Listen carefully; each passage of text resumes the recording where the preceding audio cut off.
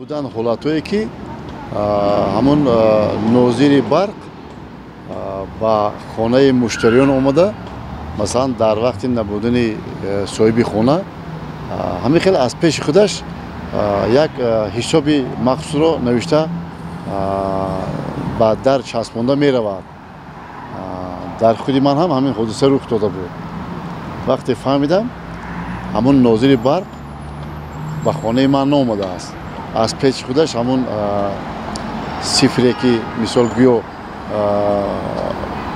شد خانه من کار کرده باشد، از پیش خودش همین خیلی نوشته بوده است. من قطعه خیلی بحث کردم، همین حالت ها بودم.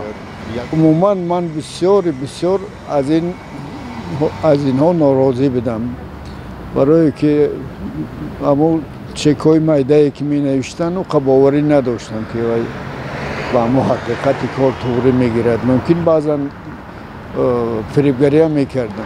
من راستی گپا گویم، من به هیچ وقت پرداختای خود رو با ناظران عملی نمیکردم. همه وقت خودم بی‌واسطه پرداخت مبلغی قوه برق رو برده با کاسه‌های امانتی میسپردم. بنابراین من نسبت اونها چیزی گفتم نمیتونم. این بعضی وقت خیلی سخت تق میکنن درکی میبروی میبینی که همه سویت خیلی میشود که میگوید سوم ندارم با یگون گپ میزنن یگون دغلی میکنن.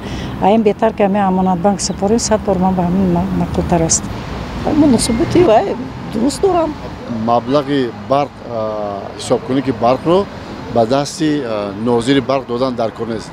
در یگون وقت ناظر برق باید اومده مثلا به خاندان مراجعت کند، شوچک را بیند، همون صفری که شوچک معین کرده است نوشته مبلغ رو در کاغذ مخصوص درج نماید و صاحب خانه رفته به بانک سپارد.